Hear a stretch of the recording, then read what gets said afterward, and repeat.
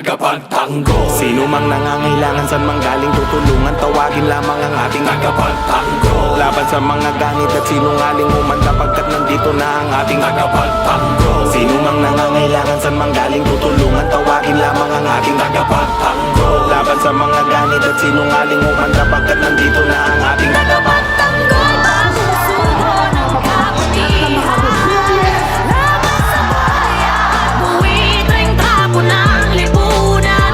Gising na bayan ko, imulat ang mata mo. Mga bulok na sistemang iuubra sa isang batang Panibagong hamon, panibagong laban ang nakaatang sa balikat ng ating tagapagtanggol ng bayan. Babaguhin ng maling sistema ang nakasanayan, upang ang mga kababayan ay may ayos ang kalagayan. Sa kamay ng mga buhaya at ng mga tiwaling pinuno, Jesus Nazareno ang magliligtas at bagong sugo. Batas ng Batang Quiapo ay muli nang ipatutupad, na may mabuting puso na hindi matitibag.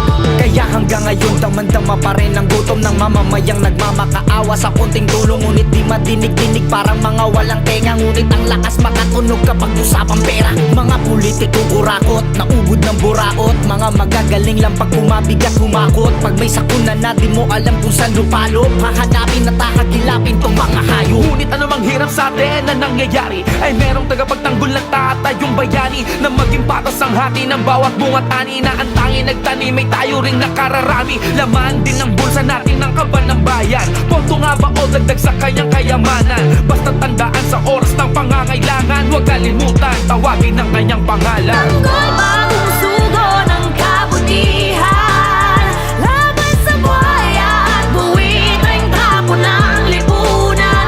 Gising na bayan ko, imulat ang mata mo. Mga bulok na sistemang iuubra sa isang batang Tablado ang 20 panghapunan, swerteng natauhan at nalaman sinong tunay na peste sa lipunan. Nung may isang erehe sa peke, manungkulang disente sa lente, lahat daw natulungan.